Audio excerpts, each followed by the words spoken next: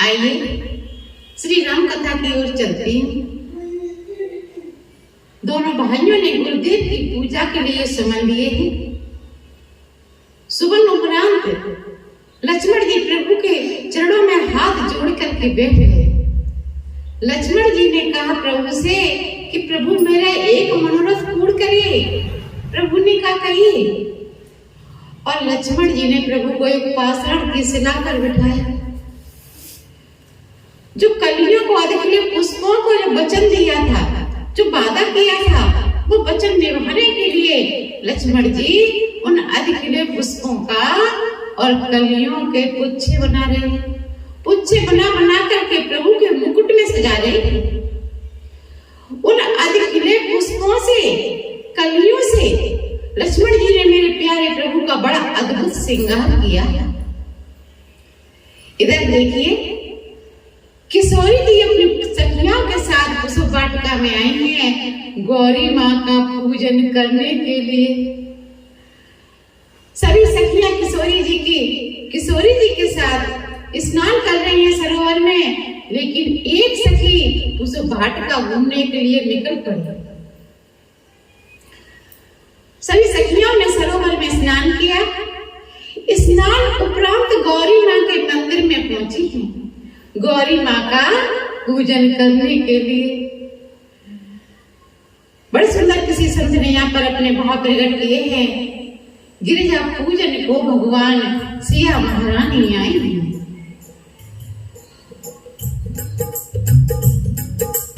गिरिजा पूजन को भगवान सिया महारानी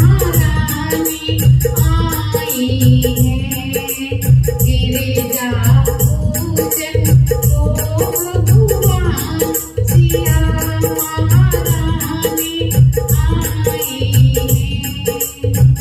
कोई सखी आगे जा रही है और कोई सखी पीछे जा रही है। कोई सखी आगे चले, कोई सखी पीछे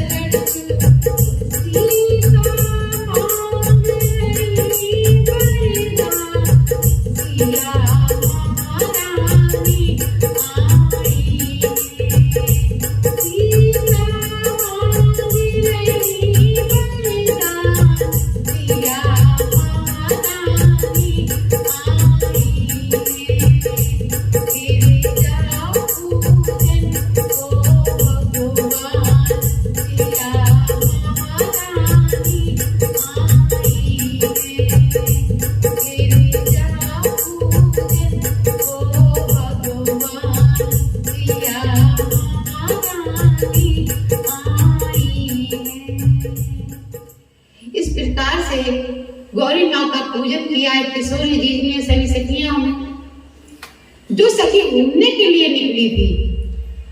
उस सखी ने जब दोनों भाइयों की झांकी के दर्शन किए तो उस सखी की नेत्र खुले के खुले रह गए। उसके पलक झपकने का काम ही नहीं कर रही है। निर्निमेष नैनों से मेरे प्यारे प्रभु को निहार रही है, आनंदित हो रही है और मन ही मन में विचार कर रही है। ऐसी झांकी के आज तक मैंने दर्शन नहीं किए। और वो सखी पगला गई, बहरा गई, दौड़ी दौड़ी सखियों के पास आई जो सखी गौरी माँ का पूजन कर रही थी और सखियों से आकर के कहा कि सखी चलो चल करके देखते हैं अपनी कुसुम वाटिका में जो कल नगर में बड़ा शोर हो रहा था कि एक साधु बाबा के साथ 2 राजकुमार आए थे। उनकी झांकी के जो दर्शन करता है उसके नेत्र खुले के खुले रह जाते हैं। आज सखी वो अपनी कुसुम वाटिका में गुरुदेव की पूजा के लिए सुमन लेने के लिए आए। सखियां सभी कहने लगी चलो चलो सखी हमको भी उनके दर्शन कराए। देखिए इस कुसुम वाटिका का वह चित्र है कि जो सखी घूमने के लिए निकली थी उस सखी को मेरे प्रभु ने पहले दर्शन दिए और जो पूजा करने के लिए आई थी उनको वही सखी ले जा रही है जो घूमने के लिए निकली थी। हमारे प्रभु का गुणाच्छन न्याय है। जैसे आपकी लकड़ी पर फूल द्वारा ओम या भारत का नक्शा बन जाए और आपका मित्र या सखी आपके यहाँ आए और जब देखे तो कहेगी अरे आपकी लकड़ी पर तो बड़ा सुंदर डिजाइन बना है, मैं भी अपनी लकड़ी पर ऐसे डिजाइन बनवाऊंगा। आपकी सखी या मित्र हजारों टन लकड़ियां डलवा दे लेकिन ये संभव नहीं है कि उसकी लकड़ी पर ओम या भारत का नक्शा बन जाए। न जाने कौन से गुण पर दयानिधि रीझ जाते हैं, न जाने मेरे प्रभु को कौन सा गुण पसंद आ जाए और मेरे प्रभु अपनी झांकी के दर्शन दे रहे। तो वही सखी ले जा रही है जो सखी घूमने के लिए निकली थी। किशोरी जी मन ही मन में विचार करती हुई जा रही हैं कि बचपन में मेरे यहाँ नारद जी आए थे। नारद जी ने हमारी माँ से कहा था कि तुम्हारी बेटी के अनुकूल वर उस वाटिका में मिलेंगे। तो विचार कर रही हैं कि हमको लग रहा है आज नारद जी का वचन सत्य होने के लिए जा रहा है। किशोरी जी जा रही हैं। किशोरी जी के पायलों के नूपुरों की ध्वनि ऐसे सुनाई दे रही है जैसे आकाश मार्ग में देवता दुमदुमियां बजा रहे हैं। मेरे प्यारे प्रभु राम का मन चंचल होने लगा, आनंदित हो रहे हैं प्रभु श्री राम और अपने मन के भाव लक्ष्मण जी को बता रहे हैं। प्रभु श्री राम ने लक्ष्मण से कहा कि लक्ष्मण जागृत की बात तो छोड़िए, स्वप्न तक में मैंने किसी स्त्री को नहीं देखा। आज पहली बार मेरा मन चंचल हो रहा है। देखिए कितना सहज सवाल मेरे प्रभु का कि अपने मन में जो भाव आ रहे हैं अपने छोटे अनुज लक्ष्मण जी को बता रहे हैं। लक्ष्मण जी हंसने लगे कि भैया समझ गया। प्रभु ने पूछा क्या समझ गए? लक्ष्मण जी ने कहा कि भैया यहाँ पर मेरा भावी संबंध बनने जा रहा है। लक्ष्मण जी आनंदित हो रहे हैं। किशोरी जी से सखी ने बिटक के झरोके से कहा देखो देखो सखी वो बैठे। बिटक के झरोके से जब किशोरी जी ने प्रभु श्री राम के दर्शन किए और बिटक के झरोके से प्रभु श्री राम ने किशोरी जी के दर्शन किए, एक दूसरे को एक टक निहारे जा रहे हैं, पलक गिरने का काम नहीं कर रहे हैं। किशोरी जी मन ही मन में विचार करने लगी कहीं इनकी ये झांकी मेरे हृदय से निकल करके न चली जाए।